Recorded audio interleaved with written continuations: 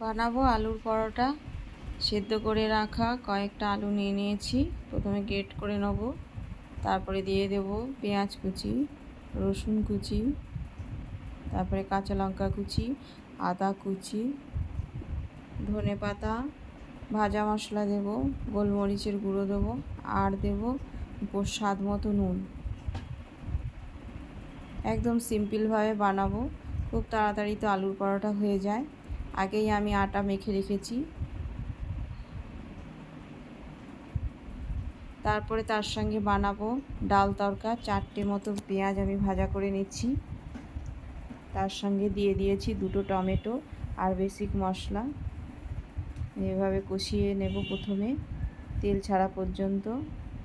তারপরে ডালটা আমি সেদ্ধ করে রেখেছিলাম আগেই, সেটা দিয়ে দিলাম। 5 রকমের ডাল 2 ঘন্টা আগে ভিজিয়ে রেখেছিলাম, সেটা সেদ্ধ করে এর মধ্যে দিয়ে দিলাম।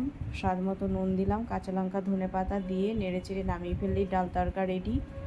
এবার করব আলুর পরোটা। পুরটা প্রথমে এভাবে দিয়ে নেব, একদম সিম্পলভাবে আলুর পরোটা বানিয়ে ফেলবো। খুব তাড়াতাড়ি হয়ে যায় এটা। প্রথমে সিল করে নিতে হবে, তারপরে হালকা হাতে। এগুলো আমি আগেও দিয়েছি, সেজন্য খুব শর্টে আমি দিয়ে দিচ্ছি। ঘি কিংবা তেল দিয়ে এভাবে এপিট এপিট করে ভেজে নিলেই আলুর পরোটা রেডি।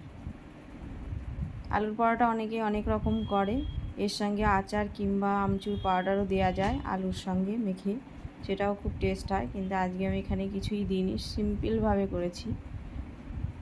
এই আমি রেডি পরিবেশন করে ফেলছি। বাড়িতে বানান। ধন্যবাদ।